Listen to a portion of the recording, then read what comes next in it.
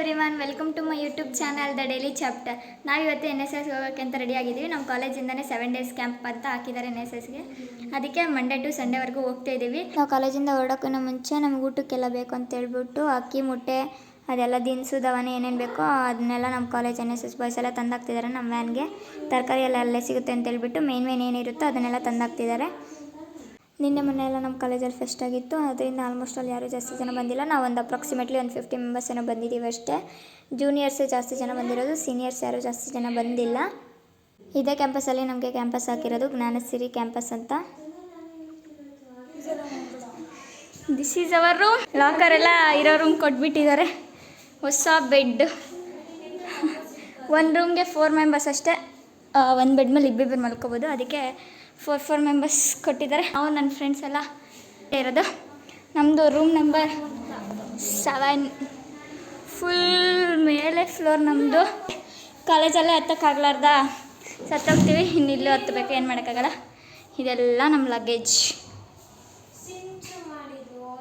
ಕಡೆಯಿಂದ ವ್ಯೂ ನೋಡ್ರಿ, ಏನು ಸಕ್ಕತ್ತಾಗೈತಲ್ವ. ಕಿಟಕಿ ತೆಗಿಯೋಕ್ಕೆ ಬರ್ತಿಲ್ಲ, ಅರ್ಧನೇ ತೆಗಿಯೋಕ್ಕೆ ಬಂದಿರೋದು. ಸಾಹಸ ಮಾಡಿ ತೆಗೆದುಬಿಟ್ಟಿದ್ದೀನಿ. ಸ್ವಲ್ಪ ರೂಮಲ್ಲಿ ನಾಯ್ಸ್ ಜಾಸ್ತಿ ಇದೆ, ಬಿಕಾಸ್ 4 ಮೆಂಬರ್ಸ್ ಇರೋದು, ಅದಕ್ಕೆ ಅಡ್ಜಸ್ಟ್ ಮಾಡ್ಕೊಳ್ಳಿ. ನಾಯ್ಸ್ ಜಾಸ್ತಿ ಆಗಿದೆ. ಈಗ 6 ಗಂಟೆಗೆ ಮೀಟಿಂಗ್ ಇದೆ, ಅದಕ್ಕೆ ನಮ್ಮ ಕಾಲೇಜ್ ಟಿ ಶರ್ಟ್ ಹಾಕ್ಕೊಂಡು ರೆಡಿಯಾಗಿ ನಿಂತ್ಕೊಂಡಿದ್ದೀವಿ. ಬೇರೆ ಹಾಸ್ಟ್ಲಿಂದ ಬಾಯ್ಸ್ ಎಲ್ಲ ಬಂದು ಅಲ್ಲಿ ರೆಡಿಯಾಗಿದ್ದಾರೆ, ನಾವು ಗರ್ಲ್ಸ್ ಎಲ್ಲ ರೆಡಿಯಾಗಿದ್ದೀವಿ. ಇಲ್ಲಿಂದ ಅಲ್ಲಿ ಹೊಸ ಬ್ಲಾಕ್ ಕಾಣಿಸ್ತಿದೆ ನಿಮಗೆ, ಹೊಸ ಬಿಲ್ಡಿಂಗು, ಅಲ್ಲಿಗೆ ಹೋಗಬೇಕು. ಅಲ್ಲೇ ಮೀಟಿಂಗ್ ಇವಾಗ. ಈ ಥರ ಅರೇಂಜ್ ಆಗಿದ್ದೀವಿ. ಬೇರೆ ಬೇರೆ ಕಾಲೇಜಸ್ ಎಲ್ಲ ಬಂದಿದೆ ಇಲ್ಲಿಗೆ. ಶ್ರೀದೇವಿ ಕಾಲೇಜ್, ಶೇಷಾದ್ರಿಪುರಂ ಕಾಲೇಜ್ ಹಾಗೂ ನಮ್ಮ ಕಾಲೇಜವರು. ಇವರೆಲ್ಲ ನನ್ನ ಫ್ರೆಂಡ್ಸು. ತಿಕ್ಕಲಿ ಯಾವ ಥರ ಆಡ್ತಾರೆ ವ್ಲಾಗಲ್ಲಿ. ಅವ್ರು 2 ಕಾಲೇಜ್ಗಿಂತ ನಮ್ಮ ಕಾಲೇಜವರು ಎಷ್ಟು ನೀಟಾಗಿ ಅದನ್ನ ಪೇಸ್ಟ್ ಮಾಡ್ತಾವ್ರೆ. ನಮ್ಮ ಕಾಲೇಜ್ ಅಂತ ಏನು ಗರ್ವದಿಂದ ಹೇಳ್ಕೊಂತಿಲ್ಲ, ಬಟ್ ನಮ್ಮ ಕಾಲೇಜವರು ಎಷ್ಟು ನೀಟಾಗಿ ಮುತ್ತುತ್ತಿದ್ದಾರೆ ಅದನ್ನು.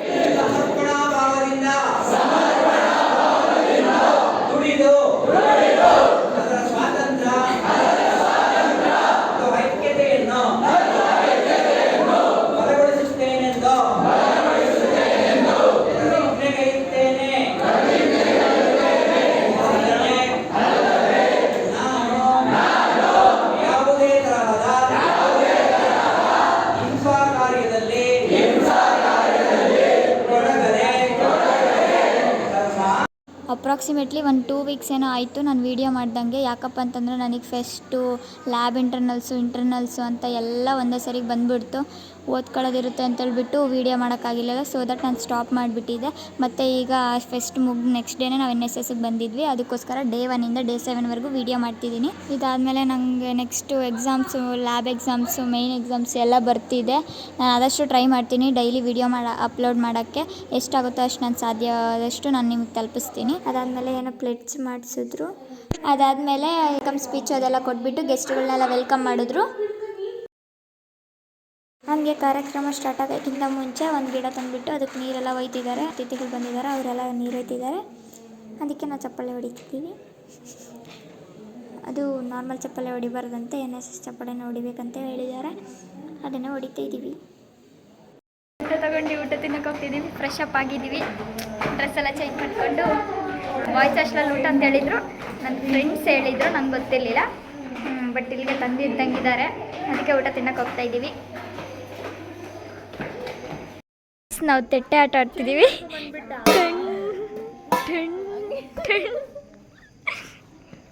ಇವರೆಲ್ಲ NSS ಕ್ಯಾಂಪಿಗೆ ಬಂದಿರೋರು. ಹೌದೌದು, ಇವರೆಲ್ಲ ನಮ್ಮ ಸೀನಿಯರ್ಸ್ ಅಷ್ಟೇ. ತೆಟ್ಟೆ ಇಟ್ಕೊಂಡು ರೆಡಿಯಾಗಿದ್ದೀವಿ. ಇನ್ನು ಅವರು ಊಟ ತಿನ್ನಕ್ಕೆ ರೆಡಿ ಆಗಿದ್ದಾಳೆ. ಅಫ್ಕೋರ್ಸ್ ನಾವೆಲ್ಲ ತಿನ್ನೋಕ್ಕೆ ರೆಡಿಯಾಗಿರೋದು. ವೆಯ್ಟ್ ಮಾಡ್ತಾ ಇದ್ದೀವಿ ಊಟಕ್ಕೆ. ನಮ್ಗೆ ಇಲ್ಲಿ ಊಟ ತರಿಸಿರ್ಲಿಲ್ಲ, ಅದಕ್ಕೆ ಅಂತ ಹೇಳ್ಬಿಟ್ಟು ನಾವು ಬಾಯ್ಸ್ ಹಾಸ್ಟೆಲ್ ಹತ್ರ ಹೋಗ್ತಾ ಇದ್ದೀವಿ. ಇವರೇ ನಮ್ಮ ಮ್ಯಾಮ್. ಅಲ್ಲೇನೇನು ಭಾಷಣ ಮಾಡಿದ್ರು ಅದನ್ನೆಲ್ಲ ಮುಗಿಸ್ಕೊಂಡ್ಬಂದ್ವಿ. ನಮ್ಮ ಕಾಲೇಜಿಂದ ಏನೇ ಆ್ಯಕ್ಟಿವಿಟೀಸ್, ಈವೆಂಟ್ ಏನೇ ಆಗಬೇಕಂದ್ರೂ ಇಲ್ಲಿ ಸಪ್ರೇಟಾಗಿ ಮಾಡ್ತಿದ್ದಾರೆ. ಊಟ ತಿನ್ನಗಂತ ಬೇಗ ಓಡೋಗ್ತಿದ್ದಾರೆ. ಸ್ನೇಹ, ಎಲ್ಲಿಗೆ ಹೋಗ್ತಿದ್ಯಾ?